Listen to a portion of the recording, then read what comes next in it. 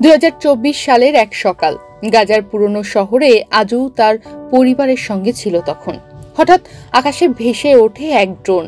মুহূর্তের মধ্যে এক ভয়াল বিস্ফোরণ। আজুর পড়ে যায় মাটিতে। প্রথমে সে বুঝতেই পারেনি কি হয়েছে। এই গল্প কোনো সিনেমার নয়, এটা বাস্তব। গাজার সেই ধ্বংসস্তূপ থেকে উঠে আসা এক ছোট ছেলের কথা, যে আজ আমাদের কাছে এক বাঁচার প্রতীক, এক আর্তনাদ। এই ছোট্ট ছেলেটা সেদিন বুঝতে পারছিল না মাটিতে পড়ে থাকা হাত দুটো আসলে তারই। বিস্ফোরণের সময় আজুরকে দ্রুত হাসপাতালে নেওয়া হয়, কিন্তু গাজায় তখন চরম সংকট। ওষুধ নেই, অস্ত্রোপচারের সামগ্রী নেই। এ কারণে তাকে অচেতন না করেই অপারেশন করা হয়। আজুর গণমাধ্যমে বলেছেন, তারা আমাকে জাগিয়ে রেখে অস্ত্রোপচার করেছে।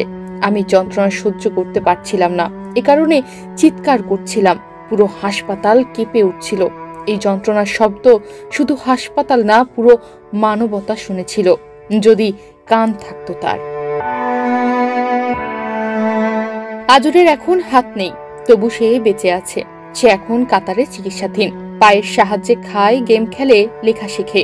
তবু তার চোখে আজও এক প্রশ্ন, আমি এভাবে কি করে বাঁচব? একটা নয়, দুইটা হাতেই নেই তার। কিন্তু সেই ছোট্ট ছেলেটা নতুন করে জীবন শিখছে। শুধু আজুর নয়, ইউনিসেফ বলছে গাজায় প্রতিদিন গড়ে 10টির বেশি শিশু হাত বা পা হারাচ্ছে।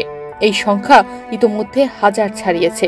গাজার 23 লাখের বেশি মানুষ একাধিকবার বাস্তুচ্যুত হয়েছে। গুড়িয়ে গেছে হাসপাতাল, স্কুল, ঘরবাড়ি, এমনকি স্বপ্ন।